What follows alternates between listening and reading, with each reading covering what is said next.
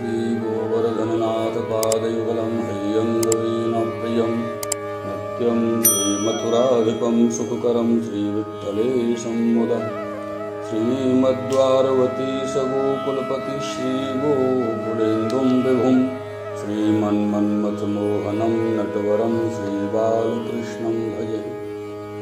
नमोऽस्तु यमुने सदा तव चरित्रमत्यद्भुतं न जातु यम यातना भवति ते पयोपानतो यमो विभगनीसुतान् कथमुहन्ति दुष्टानपि प्रियो भवति सेवनात् तव हरेर्यथा गोपिका। श्याम सुंदर श्री यमुने महारानी की जय हो, शिवल्लभाधीश की जय हो, श्री गोसाई जी परम दयाल की जय हो, श्री गिरिराज धरण की जय हो। सर्वप्रथम तो आप समस्त भगवत चरणानुरागी प्रियजनों को सादर भगवत वंदन सह जय श्री कृष्ण। मेरे प्रियजनों, ये श्री यमुनाष्टकम का गूढ़ भाव का 22वां भाग आप श्रवण कर रहे हैं। इस 22वें भाग में श्री यमुनाष्टक के 6ठे श्लोक का उत्तरार्ध भाव प्रकट किया जा रहा है। एक विनती हमारी आप सबसे है कि अधिक से अधिक वैष्णवों तक ये भाव प्रेषित हो, पहुंचे, श्रवण करें। उसके लिए आप इसको शेयर करें, सब्सक्राइब करें, बेल आइकन दबाएं। ऐसी हमारी आप सबसे विनती है मेरे प्रिय। 21वें भाव में आपने श्रवण किया कि श्री यमुना जी के पयपान से भगवत प्राप्ति, यमुना जी के पयपान से गोविंद के चरणारविंद में अनुरक्ति और श्री यमुना जी के पयपान द्वारा जीव की मुक्ति, ये विषय आपने श्रवण किया। तो एक प्रश्न ये उठता है कि जलपान मात्र से यम यातना से मुक्ति की उक्ति में क्या प्रमाण आता है? मात्र जलपान से मुक्ति प्राप्त हो, कुछ असंभव सा लगता है, ऐसा प्रश्न उठता है। मेरे प्रियजनों, ये कहा गया है कि लोक में भी पिपासा शांत्यर्थ पयपान यम यातना के अभाव में हेतु बना है। ऐसा देखने में आता नहीं है। इसका समाधान यह है कि श्री यमुना जी यम की अनुजा है और श्री सूर्य की तनुजा है। यम जन्म के पश्चात यम सुलभ दोषों के परिहरणार्थ सूर्य ने श्री यमुना जी को उत्पन्न किया। यहाँ श्री यमुना जी अपने भ्राता यम से सम्मानित हैं। श्री यमुना जी का पयपान करने वाले निसंदेह श्री यमुना जी के पुत्र कहे जाते हैं और श्री यमुना जी के पुत्र यम के भागनेय अतः उसके पूज्य हैं। ये भागनेय भले सदोष हों, यम उन्हें भूल कर भी यातना नहीं देंगे।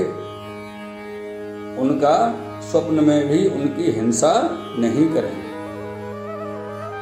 मेरे प्रियजनों, इस तरह एक तर्क भाव आता है और ये तर्क द्वारा समझा दिया गया कि ये भाव है पयपान से मुक्ति का।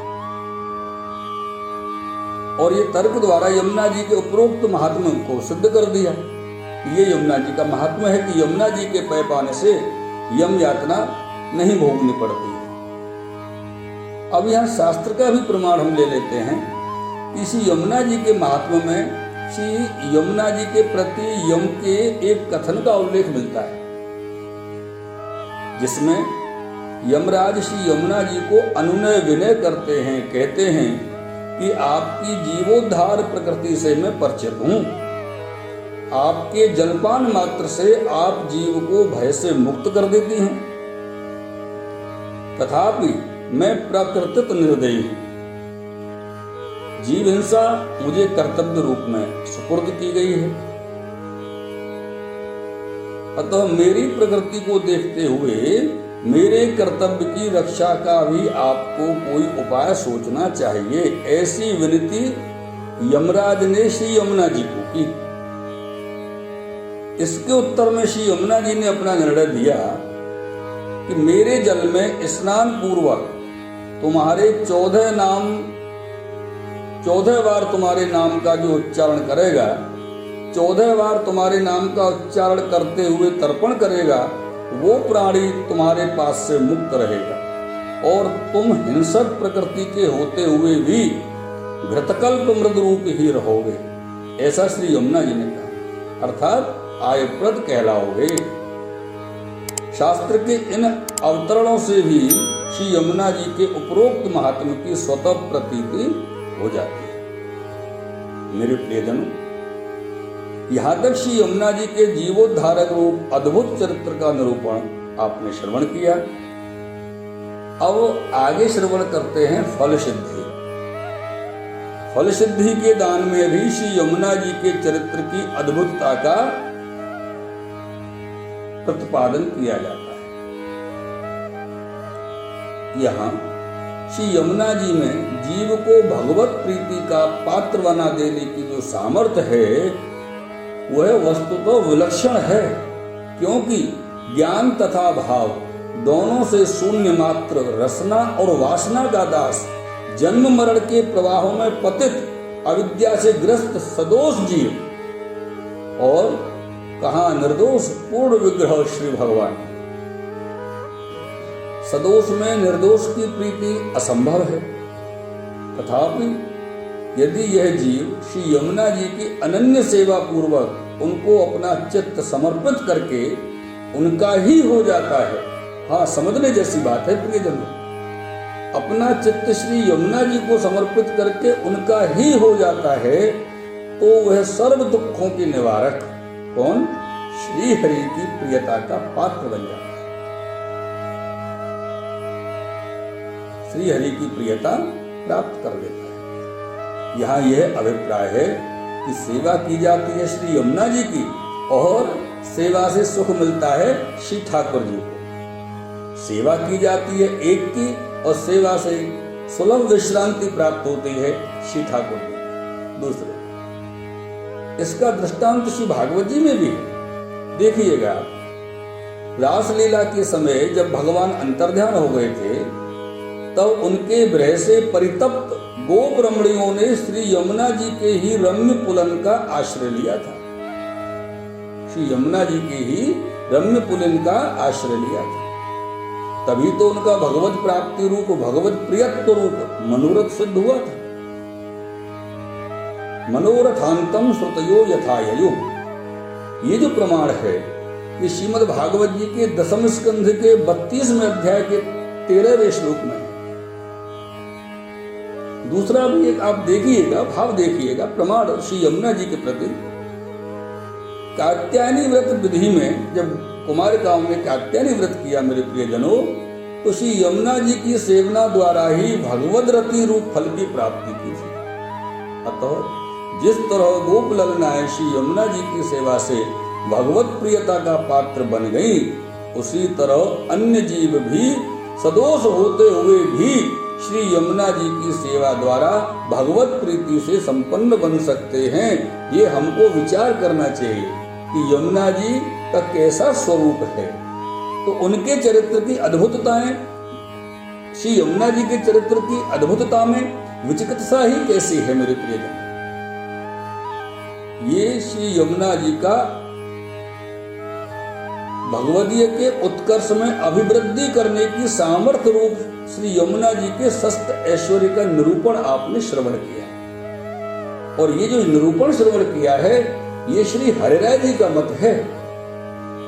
और यहाँ श्री पुरुषोत्तम जी के अभिप्राय अनुसार भी अगर देखा जाए तो आप आज्ञा करते हैं कि श्री यमुना जी का स्वसेवक के लिए गोपिकावत भगवत प्रियत्व संपादनत्व रूप यह सष्ट ऐश्वर्य है, ऐसा श्री पुरुषोत्तम जी आज्ञा कर रहे हैं। तो यहाँ श्री यमुना जी का जो स्वरूप है कि यमुना जी का सेवन करने से मात्र मुक्ति ही मिलती है, ये विषय नहीं है। मुक्ति तो बहुत छोटी चीजों में आ जाती है प्रियजनों, आप तो सब समझते ही हैं कि जो विशिष्ट और अमूल्य और सबसे बड़ी जो बात है वो है कि यमुना जी का सेवन करने से, यमुना जी की सेवा करने से, अपने चित्त को श्री यमुना जी के लिए समर्पित करने से श्री ठाकुर जी की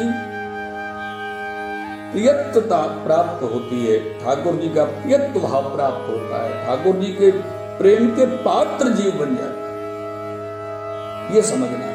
और यहाँ पर एक बड़ी सुंदर भाव श्री सूरदास जी ने अपने पद में कहा है, भक्त को सुगम श्री यमुने अगम ओरे। सुगम किनको है?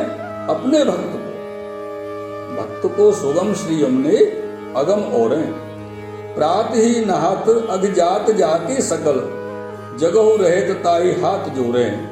अनुभवी बिना अनुभव कहाँ हो जानही, जाको पिया नहीं चित्त चोरे। प्रेम के सिंधु को मरम जानियो नहीं, सूर कहे कहा भयो देह बोरे। प्रेम के सिंधु को मरम जानियो नहीं, आहा क्या बात, सूर कहे कहा भयो देह बोरे। भक्त को सुगम श्री यमुने अगम ओरे, भक्त को सुगम श्री यमुने अगम ओरे। मेरे प्रियजनों, आज यहाँ पर श्री यमुना जी के गूढ़ भाव के 22वें भाग को आपने श्रवण किया और इस 22वें भाग में श्री यमुनाष्टक के 6ठ श्लोक का विश्राम किया गया। 6ठ श्लोक संपूर्ण हुआ। आगे के भागों में आगे के श्लोकों को प्रारंभ करेंगे और पुनः आपको एक बार विनती करते हुए कि श्री यमुना जी के गूढ़ भावों को अधिक से अधिक भगवदीय जन श्रवण कर सकें, उसके लिए आप अधिक से अधिक प्रेषित करें, श्रवण करें और सब्सक्राइब अगर कर सकते हैं तो अवश्य करें, ऐसा हमारा अनुरोध है। इसके साथ ही आपको पुनः एक बार भगवद वंदन सहित जय श्री कृष्णा, जय श्री कृष्णा। श्याम सुंदर श्री यमुने महारानी की जय हो,